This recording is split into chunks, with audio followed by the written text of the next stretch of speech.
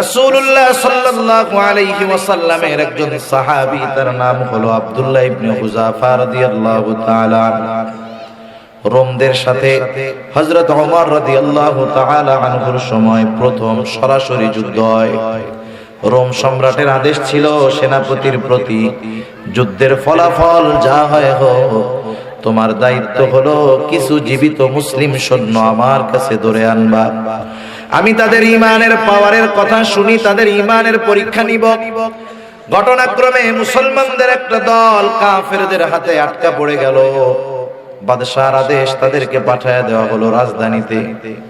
বাদশাহর কাছে খবর দেওয়া হলো, বাদশাহ নামদার, মুসলমানদের একটা দল আমাদের হাতে আটক, আপনি আদেশ করলেই হাজির করা হবে। পরের দিন সকালবেলা বাদশাহর আদেশ, হাজির করা হলো। আটককৃত সৈন্যরা বাদশাহর সামনে। বাদশাহ এবার তাদেরকে জিজ্ঞাসা করতেছে, তোমাদের এই দলের আমির কে, নেতা কে? কারণ সাধারণত কোন গোত্রের গোত্রপতি, কোন বংশের বংশপ্রধান, তাকে যদি কনভিন্স করা যায়, হাতে নিয়ে আসা যায়, তার অনুসারীরা অধিকাংশ অটোমেটিক সাথে চলে আসে, ঠিক কিনা বলে? বলতেছে তোমাদের এই দলের আমির কে, নেতা কে? যুবক একজন দাঁড়িয়ে গেল, বলে আমি হলাম এই দলের আমির। নাম কি তোমার হে যুবক? যুবক বলে আমার নাম হলো আব্দুল্লাহ ইবনে হুযাফা। ইতিহাসের কিতাব আল বিদায়া ওয়ান নিহায়া থেকে শোনাচ্ছি আপনাদের। আব্দুল্লাহ ইবনে হুযাফা দাঁড়ায় গেছে, বলে আমি হলাম আব্দুল্লাহ ইবনে হুযাফা। বাদশাহ শত্রুর প্রতি রাগ হন নাই, দরবারের সব মানুষ মনে করতেছে এই বুঝি বাদশাহ আদেশ করে, যা এইগুলা আমার বিরুদ্ধে যুদ্ধ করতে আসছে সবগুলার শিরচ্ছেদ করে দাও, অথবা এদেরকে শুলিতে চড়িয়ে হত্যা করো। কিন্তু বাদশাহ এই ধরনের কোনো আদেশ না করে হাসি মুখে আব্দুল্লাহ ইবনে হুযাফাকে বলে, আব্দুল্লাহ তুমি আমার কাছে আসো, আমার পাশে এসে বসো।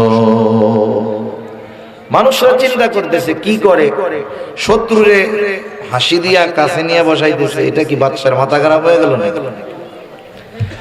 আব্দুল্লাহ ইবনে হুযাফাকে বাদশাহ বলে, আব্দুল্লাহ তুমি আমার বিরুদ্ধে যুদ্ধ করতে আসছো। আব্দুল্লাহ যদিও তুমি আমার দুশমন, তবে তোমাকে দেখার পরে তোমার প্রতি আমার ভালোবাসা জাগ্রত হয়ে গেছে। আমি চাই আব্দুল্লাহ এই সম্পর্কটা আরো গভীর হোক।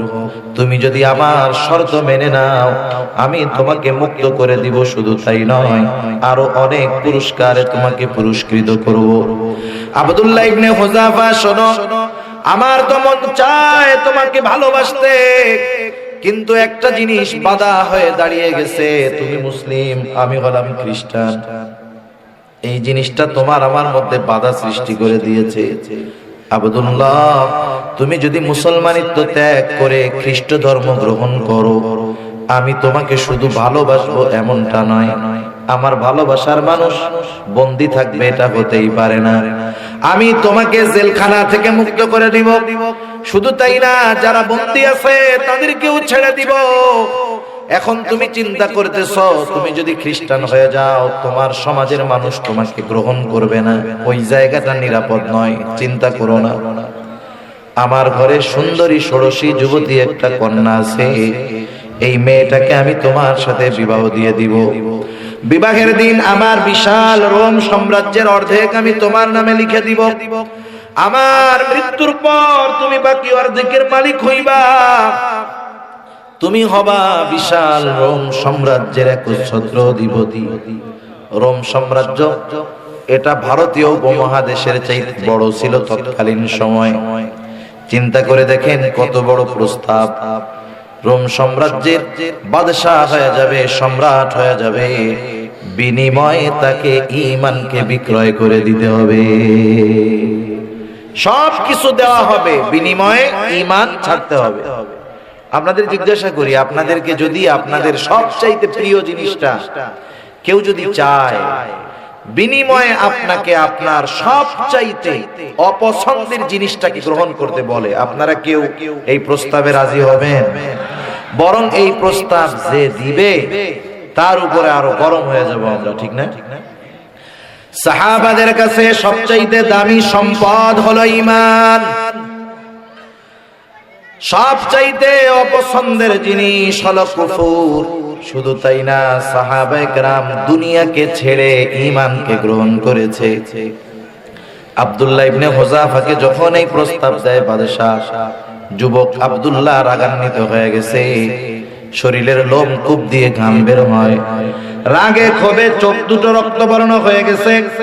পাশে বসে থাকা আব্দুল্লাহ বাদশার কথা শেষ হওয়ার সাথে সাথে বাদশার দিকে ফিরে দাঁড়িয়ে গেল, এমন এক ধমক দিল, বলে, এই রোমের কুকুর, তুই কি দুনিয়ার বিনিময়ে আমার ঈমান কিনতে চাস? তুই শুনে রাখ, এ তো তোর সামান্য রোম সাম্রাজ্য। তুই যদি আমাকে তামাম দুনিয়ার মালিকও বানায় দেস, আমি আমার ঈমান তোর কাছে বিক্রয় করব না। প্রত্যেকটা জিনিসের একটা সিস্টেম আছে। কেউ যদি কাউরে হাতে আনতে চায়, প্রথমে প্রলোভন দেয়। কি দেয়? প্রলোভন দেয়, লোভ দেয়, আমার দলে আসলে এটা দিমু নেই। এরপরে যখন কাজ না হয়, প্রেসার ক্রিয়েট শুরু হয়, চাপ দেওয়া শুরু হয়। বাদশাহ রাগে ক্ষোভে অন্দর মহলে চলে গেল, ভেতরে গিয়ে ফরমান পাঠায় দিয়েছে, কত বড় সাহস, আমার মুখের উপরে কথা বলে, যা ওর ঈমানের শক্তি কতক্ষণ থাকে দেখে ছাড়বো, ওকে জেলখানার মধ্যে আটকায় রাখ, খাবারও দিবি না, পানিও দিবি না। আব্দুল্লাহ ইবনে হুযাফাকে আটকে রাখা হলো। বাদশাহ ডাক্তারকে বলে দিয়েছে, ডাক্তার খোঁজ খবর রাখবা, যখন দেখবা অবস্থা বড় খারাপ আমার কাছে এসে জানাইবা। আব্দুল্লাহ ইবনে হুযাফা জেলখানার মধ্যে 1 সপ্তাহ পার হয়ে গেছে, খাবারও নাই, পানিও নাই। আমরা তো দুপুরের খাবারটা যদি 2টার থেকে 4টা বাজে, অবস্থা খারাপ হয় না? কতজনে তো এইটা কেন্দ্র কইরা ওয়াইফ রে পিটানো শুরু করে, আছে না? এরকম দুষ্ট লোকও আছে। 1 সপ্তাহ আব্দুল্লাহ ইবনে হুযাফা খাবারও নাই, পানিও নাই, জেলখানার মধ্যে। আব্দুল্লাহ ইবনে হুযাফা বাহির থেকে বোঝা যায় না বেঁচে আছে নাকি মারা গেছে। ডাক্তার দরজা খুলে ভিতরে ঢুকে যায়, ভিতরে ঢুকে দেখে আব্দুল্লাহ ইবনে হুযাফার অবস্থা বড় খারাপ। বাদশার কাছে দৌড় দিয়ে চলে গেছে ডাক্তার, যায় বলে, বাদশাহ অবস্থা খারাপ, এখন যদি খানা পানি না দেওয়া হয়, যে কোনো মুহূর্তে বড় ধরনের কোনো বিপদ হয়ে যেতে পারে। বলে, ঠিক আছে, যাও, ওর জন্য খাবার আর পানি নিয়ে যাও। তাহলে খাবার নিবা শুকরের গোশত, আর পানি নিবা মদ মেশানো পানি। হালাল না হারাম? হারাম। একটা জিনিস আমাদের মনে রাখতে হবে, একজন যদি হারাম খাবার খায়, এই খাবারের দ্বারা তার দৈহিক শক্তি হয় ঠিক, কিন্তু ঈমানি দুর্বলতা চলে আসে। আব্দুল্লাহ ইবনে হুযাফা খাবার নিয়ে যাওয়া হয়েছে, হারাম খাবার। খাবার সামনে দিয়েছে, খাবার জন্য প্রস্তুত। আব্দুল্লাহ ইবনে হুযাফাকে তখন ডাক্তার বলে, আব্দুল্লাহ, খাবার কিন্তু শুকরের গোশত আর মদ মেশানো পানি। আপনারা বলেন তো, আব্দুল্লাহ ইবনে হুযাফা যদিও না খাইতে খাইতে দুর্বল, দৈহিক ভাবে দুর্বল, কিন্তু ঈমানের দিক দিয়ে দুর্বল নাকি সবল? প্রত্যেকটা মানুষের একটা স্তর আছে, অবস্থান আছে। ওই অবস্থান অতিক্রম কেউ যদি করতে পারে, ঈমানের পরীক্ষারও একটা স্তর আছে, ওই স্তর যদি কেউ অতিক্রম করতে পারে, এরপরে পরীক্ষার কঠোরতা যত বাড়ে, ওই কঠোরতা তাকে পেছনে আনে না, বরং তার ঈমানি শক্তি আরো বাড়ায় দেয়। আব্দুল্লাহ ইবনে হুযাফা দুর্বল, কিন্তু ঈমানের দিক দিয়ে সবল। বাদশা আহলে কিতাব ছিল, বাদশা জানতো যে ওকে এতদিন খাইতে দেয় নাই, এতে ওর দৈহিক দুর্বলতা হয়েছে। এখন যদি হারাম ঢুকাইয়া দিতে পারি পেটের মধ্যে, তাইলে ঈমানি দুর্বলতা আসবে, আমার কথা মাইনা নিতেও পারে। আব্দুল্লাহ ইবনে হুযাফা এবার ডাক্তারে বলে, ডাক্তার এগুলা সরায় ফেলো, নইলে লাথি মেরা ফেলায়া দিব। একদমকে ডাক্তার চলে গেছে বাদশার কাছে, গিয়ে বলে, বাদশা নামদার, কেমন মানুষ বুঝলাম না, একটু আগে কথা বলার বল নাই, যখন বললাম শুকরের গোশত আর মদ মেশানো পানি, শক্তি কোথার থেকে আসছে জানি না, এবার বাদশাহ আরো রাগান্বিত হয়ে গেল, বলে আগামী দিন সকাল বেলায় বড় পাতিলের মধ্যে তেল গরম করবা, আদেশ দিয়া দিল। বাদশাহর আদেশ, বড় পাতিলের মধ্যে তেল গরম করা হলো। সকাল বেলায় বাদশাহর আদেশে আব্দুল্লাহ ইবনে হুযাফাকে বাদশাহর সামনে হাজির করা হলো। দুইটা লোকের কাঁধে ভর করে আব্দুল্লাহ ইবনে হুযাফা বাদশাহর সামনে, কারণ দৈহিক ভাবে এতটা দুর্বলতা তাকে পেয়ে বসেছে, একাকী চলার মতো শক্তিও তার নাই। তেল গরম হয়ে গেছে, ফুটন্ত তেল টকবক করতেছে।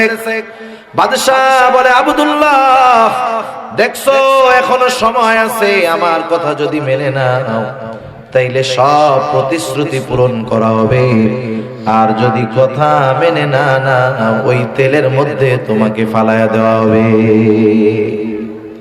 প্রথমে আসছে লোভ, প্রথমে কি লোভ, এরপরে প্রেসার শুরু, খাইতে না দিয়ে দুর্বল বানাইছে, এরপরে ইমানি দুর্বলতার জন্য ক্ষুধার্ত ব্যক্তিরে হারাম খাবার দিছে।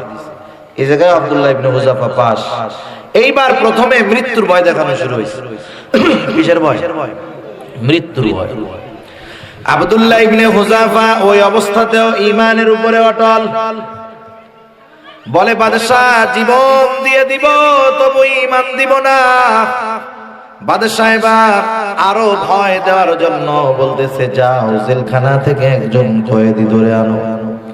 বাদশাহর আদেশ, একজন কয়েদি ধরে আনা হলো। বাদশাহ আদেশ করলো, যাও ওকে তেলের মধ্যে ফালায়া দে। যখন ওই মুসলিম কয়েদিকে তেলের মধ্যে ফালায়া দেওয়া হয়, মুহূর্তের ভিতরে শরীরটা কিমা বাজার মতো হয়ে গেছে। শরীরের হাড্ডি থেকে মাংসগুলো আলাদা হয়ে গেছে। শাহাদাতের অমীয় সুদা পান করেছে। আব্দুল্লাহ ইবনে হুযাফাকে বাদশাহ বলে, আব্দুল্লাহ এখনো সময় আছে, তার পরিণতি যেমন হয়েছে তোমারটাও এমন হবে। আমার কথা মেনে নাও, যেই প্রতিশ্রুতি দিয়েছি পূরণ করা হবে। আব্দুল্লাহ ইবনে হুযাফা এই দৃশ্য দেখে ভীত হয় নাই, এই ভয়ে সে ভয় পায় নাই, বরং তার ঈমানি কুওয়াত আরো বেড়ে গেছে। আব্দুল্লাহ ইবনে হুযাফা বলে, বাদশাহ জীবন দিব। বাদশাহ বলে, যা ওকেও তেলের মধ্যে ফালা দে। দুইজন ধরে ধরে আব্দুল্লাহ ইবনে হুযাফাকে তেলের দিকে নিয়ে যায়। এতক্ষণ তার অবস্থা স্বাভাবিক, কিন্তু এখন আব্দুল্লাহ ইবনে হুযাফা কান্না শুরু করে দিয়েছে। বাদশাহ বলে, আব্দুল্লাহ মৃত্যুর ভয় হয়, জীবনের জন্য মায়া হয়, কাপুরুষের মতো এখন কান্না করো কেন? আব্দুল্লাহ ইবনে হুযাফা বলে, না বাদশাহ না, আমি মৃত্যুর ভয়ে কান্না করি না। কারণ কি? কারণ হলো প্রকৃত মুমিন মৃত্যুকে ভয় পায় না। কারণ প্রকৃত মুমিন তো আল্লাহ তাআলার সাথে মিলিত হতে চায়। নবীজি বলেন যে আল্লাহ তাআলার সাথে মিলিত হওয়া পছন্দ করে, আল্লাহ তাআলাও তার সাথে মিলিত হওয়াকে পছন্দ করেন। বলেন তো আল্লাহ তাআলার সাথে মিলিত হওয়ার মাধ্যম মওত ছাড়া আর কোনটা আছে নাকি? সাহাবারা জিজ্ঞাসা করেছে, ইয়া রাসূলুল্লাহ এটা কে পছন্দ করে? মিলিত হওয়ার মাধ্যম তো মৃত্যু, কিন্তু প্রকৃত পক্ষে মুমিনরা মৃত্যুকে ভয় পায় না। ভয় পায় কোন জিনিস? যেই আল্লাহর বান্দা সারা জিন্দেগি আল্লাহ তাআলার হুকুম আহকাম মাইনা চলছে, বুড়া হয়ে গেছে, দিনদার, বয়স হয়ে গেছে, অনেক চুল দাড়ি সব পেকে গেছে, এখন যদি ওনারে জিজ্ঞাসা করা হয়, চাচা জীবনটা তো শেষের দিকে, এখন কি মন চায়? তখন বলে, একটু দোয়া কইরো জানি ঈমানটা নিয়ে মরতে পারি। উনি এই কথা বলে নাই জানি আরো বাইসা থাকি, উনি কি বলে জানি ঈমানটা নিয়ে মরতে পারি। তাহলে ওনার টেনশন কি? ঈমান নিয়ে মৃত্যুর ব্যাপারে উনি ভীত, কারণ উনি জানে যে মৃত্যুর সময় শয়তান তার সব ফোর্স নিয়ে একজন মুমিনের ঈমানকে হরণ করার জন্য আক্রমণ করে। ওই সময়টাকে আল্লাহর বান্দা ভয় পায়, মৃত্যুরে ভয় পায় না। ঈমানহীন মৃত্যুকে ভয় পায়, কারণ সে জানে প্রকৃত মুমিন মৃত্যুকে ভয় পায় না, কারণ সে জানে মৃত্যু হলো একটা পর্দা। এপারে দুনিয়া, ওপারে আল্লাহর জান্নাত। আর যদি সেই মৃত্যুটা শাহাদাতের মৃত্যু হয়, এর চাইতে খুশনসিব আর কিছু হতে পারে না। আব্দুল্লাহ ইবনে হুযাফা বলে, না বাদশাহ, না না, আমি মৃত্যুর ভয়ে কান্না করি না। তাইলে তোমার মৃত্যুর কারণটা কি? আব্দুল্লাহ ইবনে হুযাফা বলে, শোনো, আমার আল্লাহ আমাকে একটা মাত্র জীবন দিয়েছে, একটা মাত্র জীবন। আমার তো মন চায় আমার আল্লাহ আমাকে শত শত জীবন দিবে, এই শত শত জীবন আমি শত শতবার আল্লাহর জন্য কোরবান করে দিব। আমার এইটাই মন চায়। আসলেও যারা শাহাদাত যাদের নসিব হইছে, হাদিসের মধ্যে আসছে এরা জান্নাতের মধ্যে আল্লাহ তাআলা এদের জন্য বিশেষ ব্যবস্থাপনা রাখছেন। আল্লাহ তাআলা বলেন, ওয়ালা তাকুলু লিমান ইউকতালু ফি সাবিলিল্লাহি আমওয়াত, যারা আল্লাহর রাস্তায় জীবন উৎসর্গ করেছে তাদেরকে তোমরা মৃত্যু বলো না, বাল আহইয়াউ ওয়ালাকিন লা তাশউরুন, বরং তারা জীবিত। আল্লাহ রাব্বুল আলামিন বিশেষ পন্থায় তাদের রিজিকের ব্যবস্থা করেছে। শুধু তাই না, তাদেরকে সমস্ত নিয়ামত রাজি আল্লাহ তাআলা দিয়েছেন। জান্নাতের মধ্যে সবুজ পাখি হয়ে তারা উড়ে বেড়ায়। আল্লাহ তাআলা তাদেরকে জিজ্ঞাসা করেন, তোমাদের এখন আর কি মন চায়? তারা জান্নাতের নাজ নিয়ামতের কথা বলে না, তারা বলে আল্লাহ আমাদের মন চায় আমাদেরকে যদি আবার দুনিয়ায় পাঠাই দেন, আপনার রাস্তায় লড়াই করতাম, শহীদ হতাম, আবার পাঠাইতেন, লড়াই করতাম, শহীদ হতাম। এটাই শুধু মন চায়, অন্য কিছু নয়। দুনিয়াতে আমরা তো মনে করি যে যদি মরে যাই সব শেষ, কিন্তু কেউ যদি ঈমানের জন্য, দ্বীনের জন্য জীবন উৎসর্গ করতে পারে, তার জান্নাতে যাওয়ার পরেও আবার জীবন উৎসর্গ করার আফসোস পয়দা হয়ে যায়। সুবহানাল্লাহ। যাই হোক, বলার উদ্দেশ্য হলো আব্দুল্লাহ ইবনে হুযাফা এত ভয় ভীতি দেওয়ার পরেও নত হয় নাই। বাদশা এবার বলতেছে যে কেমন মানুষ, সাক্ষাৎ মৃত্যু দেখেও এরা ইমাম থেকে বিচ্যুত হয় না, ভয় দিয়েও কাজ হয় না। বাদশা চিন্তা করতেছে এর যদি তেলের মধ্যে ফালায়া দেয় ও হয়তো মরে যাবে কিন্তু পরাজিত হবে না। মনে রাখবেন, মরে যাওয়ার দ্বারাই মানুষ পরাজিত হয়ে যায় না। আমরা অনেক সময় মনে করি আমরা মরে গেলাম সব শেষ। না না, একটা মানুষ তো পরাজিত তখন হয় যখন সে তার আদর্শ থেকে বিচ্যুত হয়ে যায়। একজন বেঁচে থাকলো কিন্তু ঈমানহীন হয়ে গেল, সে পরাজিত। আর একজন ঈমানের উপরে আছে, হকের উপরে আছে, সত্যের উপরে আছে, তাকে মেরে ফেলা হলো।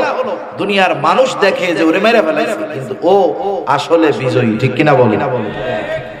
বাদশা চিন্তা করতেছে, বুদ্ধিমান লোক তো, যে ওরে যদি তেলের মধ্যে ফালায় দেয় ও পরাজিত হবে না, তাহলে কি করা যায়?